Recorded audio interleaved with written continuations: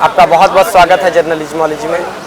और हमारा यह खास कार्यक्रम जर्नलिज्मोलॉजी चर्चा, जिसमें हम आपको बिहार के अलग अलग विधानसभाओं से ग्राउंड रिपोर्ट करने के बाद वहाँ की क्या रियलिटी है और क्या हमें अनुभव मिला, और कैमरे के पीछे बहुत जो है वोटर, बहुत लोग उस विधानसभा के बारे में कई अलग अलग तरह के जो है बात को जो है बताते हैं।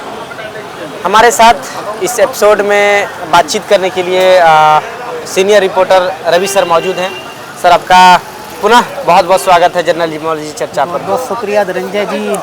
तो सर, सबसे पहले बताएं कि आज हम लोग बिहार के भागलपुर ज़िले में ये कहलगांव जो विधानसभा है, इस विधानसभा में ग्राउंड रिपोर्ट कंप्लीट कर चुके हैं। क्या अनुभव रहा आपके तरफ से? सबसे पहले मैं दर्शकों को बता दूं, जो कहलगांव विधानसभा है ये भागलपुर ज़िले के अंदर आती है और वर्तमान में इसके विधायक है पवन कुमार यादव, जो इससे पहले निर्दलीय लड़े थे और निर्दलीय लगभग इनको जितने भी वोट थे उस समय के, उसमें से 15% वोट इनको मिले थे। उसके बाद ये बीजेपी में आए और बीजेपी में आने के बाद नरेंद्र मोदी की छत्र छाया में और कुछ अपना वोट बैंक था, वहाँ से ये जीत गए। एक चीज़ और मैं दर्शकों को बता दूं, क्योंकि ये जो क्षेत्र है कांग्रेस का क्षेत्र रहा है। सदानंद सिंह 9 बार विधायक रहे यहाँ से वो एक अलग की बात है। आपने अगर हमारे इसमें न्यूज़ रिपोर्टिंग में देखा होगा कि लोग कह रहे हैं कि वो उनके अलग अलग गांव हुआ करते थे। उस पर मैं कुछ नहीं कहना चाहता हूँ। अगर कोई विधायक बना है तो मत से ही बनता है, कोई बुड़वक तो नहीं होगा ना वोट दबा देगा। तो 9 बार लगातार सदानंद विधायक यहाँ से रहे। और जब पहली बार चुनाव हुआ था 1952 में, तो तब लगातार 3 बार कांग्रेस रही, 1952, 57, 62। ये धनंजय जी यहाँ का है। और एक बार कम्युनिस्ट पार्टी आई है 1900। 1 मिनट के लिए दीजिए। हाँ, 1900। हाँ, क्या कीजिए? तो ये रहा है। एक चीज़ और मैं बता दूं, जब 2020 का चुनाव हुआ, ताकि आप समझ सकें, कुछ लोगों ने, जब मैंने रिपोर्टिंग की तो कुछ लोगों ने कहा कि यहाँ से चिराग पासवान सीएम बनना चाहिए, है ना धनंजय? हाँ, इस बार का जो तो जब 2020 का जब चुनाव हुआ तो चिराग पासवान ने अपना कैंडिडेट नहीं उतारा था कि ये बीजेपी का कैंडिडेट हार ना जाए। ये इस प्रकार से यहाँ से पवन कुमार यादव जी जीते। तो ये धनंजय जी गणित है। अब आपका जो सवाल है, अब हम उस पर आते हैं। अनुभव कैसा रहा? अनुभव ऐसा है कि जितना भी मैंने घूमा है, इसमें ग्रामीण क्षेत्र भी आता है और शहरी क्षेत्र भी आता है। तो यहाँ पर मुस्लिम कैंडिडेट तो जीता ही नहीं है। और लोग कह रहे हैं कि अभी हमने कांग्रेस को देखा है, तो अब हम 2-3 बार बीजेपी को देखेंगे। इसका कारण ये भी है कि नरेंद्र मोदी ऊपर हैं और यहाँ पर कुछ उनका वोट बैंक, कुछ यहाँ का वोट बैंक। इसलिए यहाँ पे मुझे ऐसा लगता है कि अभी जो मिला जुला कार्य है पवन सिंह का, कि एक दो लोग खिलाफत में मिले हैं। तो ये धनंजय जी है यहाँ का।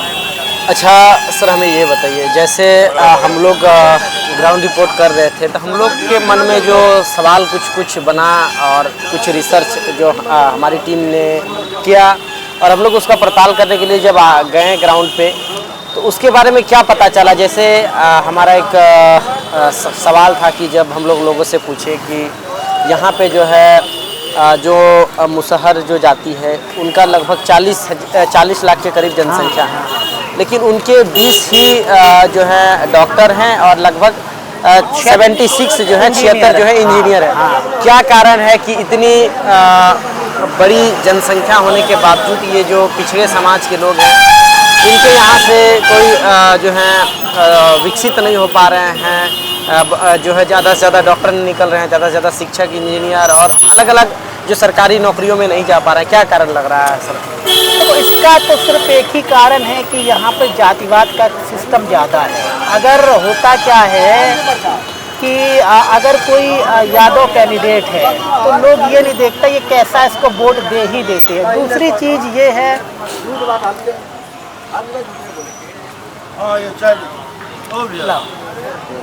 दूसरी चीज़ धनंजय जी ये है यहाँ पर कि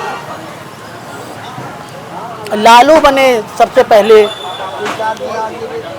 यहाँ रख लीजिए। तो धनंजय जी, मुझे ये लगता है कि यहाँ पे सबसे ज़्यादा जातिवाद है। जब तक ये ख़त्म नहीं होगा तब तक अच्छे कैंडिडेट नहीं आएंगे। पहले सीपीआई हुआ करती थी, सीपीआईएम हुआ करती थी, उस ज़माने में विकास हुआ करता था। यहाँ का एजुकेशन सिस्टम सही था 1980 के दशक में। लेकिन अब देखो, यूनिवर्सिटी है तो टीचर नहीं है, टीचर है तो यूनिवर्सिटी नहीं है, और स्कूल की भी यही हालत है। स्कूल तो बनवा दिए लेकिन शिक्षक अच्छा रवि सर, हम आपसे जानना चाहेंगे कि जब हम लोग कहलगांव विधानसभा में मौजूद हैं, तो यहाँ पे वर्तमान जो विधायक है पवन कुमार यादव, ये 2020 का जो चुनाव हुआ था वो भारतीय जनता पार्टी की तरफ से लड़ा और उन्हें जो है 42,893 वोटों से जीत मिली थी, है ना। लेकिन जब हम लोग ग्राउंड रिपोर्ट किए तो काफ़ी वोटर बता रहे थे कि हम लोग मोदी जी को देखकर वोट दिए हैं और हम जो है पवन जी जो है बहुत ज़्यादा जो है विकास किए नहीं है, वो इस बार हार जाएंगे। क्या लग रहा है, वाकई लोग जो है वोटर जो है वो मोदी जी को देख के वोट दिए हैं सारे लोग? तो सच बात तो यही है कि जितने भी वोट मिलते हैं नीतीश को, उसमें से 2-4-5% नरेंद्र मोदी को देखकर वोट दिया जाता है।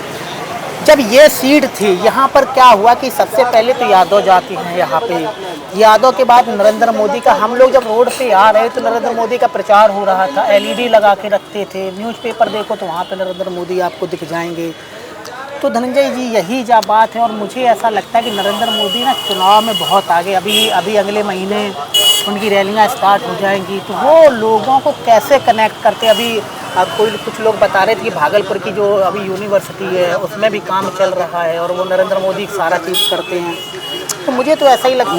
मुझे लगता है सर, जैसे ये पवन कुमार यादव से पहले जो यहाँ पे शुभानंद मुकेश जो कांग्रेस की तरफ से लगातार रिकॉर्ड बीट विधायक रहा। नहीं, आप गलत बोल रहे हैं।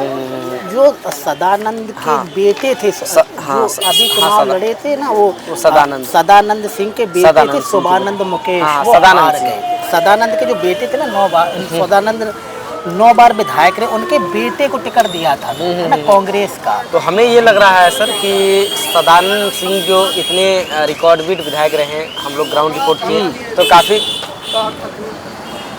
एक मिनट और थोड़ा सा, 1 मिनट। तो काफ़ी वोटर ने ये बताया सर कि वो जो है गुंडागर्दी के साथ जो है बहुत बार वो जो है चुनाव को जीते हैं। तो हो सकता है इस बार 2025 में पुनः जो है पवन कुमार यादव आ सकता है, क्योंकि यहाँ के वोटर के पास ऑप्शन ही नहीं है। ये तो लोगों का कहना है, लेकिन कोई गुंडागर्दी से नहीं जीतता है भारत में। 1000 वोट मिल जाएंगे, 2000 वोट मिल जाएंगे, लेकिन जब 9 बार जीत रहा है कुछ तो कारण होगा ना, 1 बार 2 बार 3 बार।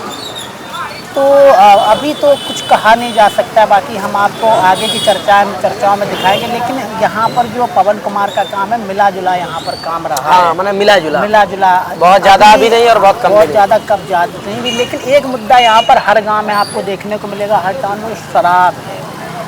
भले ही मैं हर वीडियो में आपको बताता हूँ, भले ही सरकार ने बंद कर रखा हो, लेकिन यहाँ कैमरे भी लोग वोट देते हैं। गुप्त रूप से शराब जो है लगभग अभी तक जितने विधानसभाओं में हम लोग ग्राउंड रिपोर्ट किए हैं, हर विधानसभाओं में यही लोगों के थ्रू पता चल रहा है कि यहाँ पे शराब जो है बिक रही है और उसमें प्रशासन का जो है संलिप्तता देखी जा रही है। उनके सहयोग से ही ये सारा कार्य हो रहा है। अगर प्रशासन कड़क रहे तो ये सारा चीज़ होना मुश्किल है। बाकी हमारा शो के बारे में आप दर्शकों को कुछ कहना चाहेंगे? फिर इसके बाद ख़त्म करता हूँ। दोस्तों, हमारे वैसे तो 3 शो हैं, ठीक है। एक इलेक्शन गेम हम लोग मिलकर के करते हैं, एक ये हमारी जर्नलिज्मोलॉजी चर्चा है जहाँ पर हम रिपोर्टिंग करने के बाद, और एक हमारा पॉडकास्ट है, वो सिर्फ जर्नलिज्मोलॉजी का पॉडकास्ट है। वहाँ पे हम आने वाले समय में नेताओं से इंटरव्यू करेंगे और आपको दिखाएंगे, जो आपके सवाल होंगे वो हम करते हैं। तो यहाँ पर भी अगर आपका कोई सवाल हो मुझसे धनंजय जी से करें। धनंजय जी, आपका कोई भी प्रश्न हो तो आप कमेंट बॉक्स में लिखें, और आप अपने विधानसभा से रिलेटेड आप कुछ बताना चाहते हैं तो आप उसको भी कमेंट में लिख सकते हैं। हमारा शो आपको अच्छा लग रहा है तो आप बिहार के कोने कोने तक पहुँचाएँ इसे, और हम आपको ऐसे ही बिहार के अलग अलग विधानसभाओं से ऐसे ही निष्पक्ष ग्राउंड रिपोर्ट को दिखाएंगे। और अभी हम बिहार में ही हैं जब तक बिहार की इलेक्शन है। तो मैं हम लोगों को देखने के लिए बहुत बहुत शुक्रिया। हम आपसे जल्द मिलेंगे जर्नलिज्मोलॉजी के अगले एपिसोड में। बहुत बहुत धन्यवाद। Thank you.